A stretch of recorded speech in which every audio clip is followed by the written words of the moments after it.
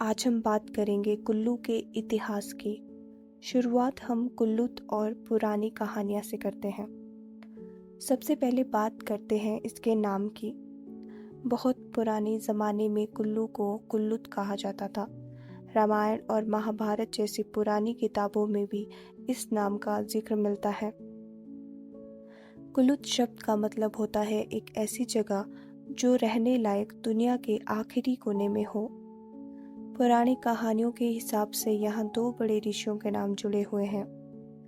ऋषि श्रृंगी, जिन्होंने अयोध्या के राजा दशरथ के लिए पुत्र कमुष्टि यज्ञ कराया था, जिसके बाद भगवान राम का जन्म हुआ। ऋषि पराशर, जिन्होंने इस घाटी में घोर तपस्या की थी।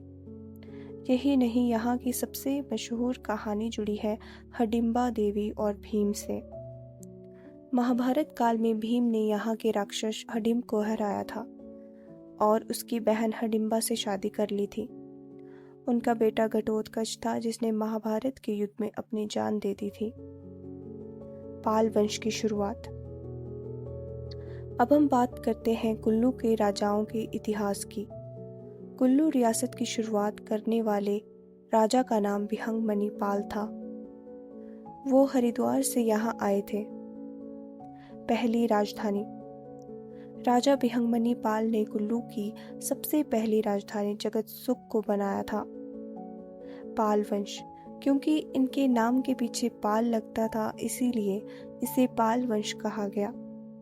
इस वंश के राजाओं ने यहाँ बहुत लंबे समय तक राज किया। इसी दौर में साल 1635 एडी में चीन के मशहूर यात्री ह्युन त्सांग भी कुल्लू घूमने आए थे। उन्होंने अपनी किताबों में लिखा था कि उस जमाने में यहाँ एक बहुत बड़ा बौद्ध स्तूप हुआ करता था, जिसे अशोक सम्राट ने बनाया था। राजधानियों का बदलना और राजा जगत सिंह। जैसे जैसे वक्त बदला, कुल्लू के राजाओं ने अपनी राजधानियां बदली। जगतसुख से नगर। राजा विशुद्ध पाल ने राजधानी को जगतसुख से हटाकर नगर शिफ्ट कर दिया। नगर का किला आज भी मशहूर है। नगर के सुल्तानपुर। इसके बाद राजा जगत सिंह ने राजधानी को नगर से हटाकर सुल्तानपुर शिफ्ट कर दिया, जो आज का मुख्य कुल्लू शहर है। कुल्लू के दशहरे की शुरुआत। राजा जगत सिंह कुल्लू के सबसे शक्तिशाली राजाओं में से एक थे। उन्हीं के समय में कुल्लू की सबसे प्रसिद्ध चीज यानी कुल्लू का दशहरा 1651 ईस्वी में शुरू हुआ। कहानी यह है कि राजा जगत सिंह ने अयोध्या से भगवान श्री रघुनाथ जी की मूर्ति मंगवाई और उन्हें कुल्लू का असली राजा घोषित कर दिया।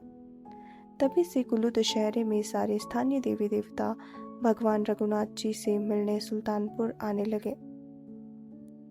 युद्ध, गोरखा और सिख साम्राज्य। समय के साथ कुल्लू को अपने पड़ोसी राज्यों से लगातार लड़ना पड़ा। कुल्लू की सबसे ज्यादा लड़ाइयाँ चंबा, कांगड़ा और लाहौल के साथ होती रहती थी। राजा मान सिंह, इन्होंने कुल्लू के राज्य को बहुत आगे तक बढ़ाया और मंडी के कई इलाकों पर कब्जा किया। गोरखा और सिख।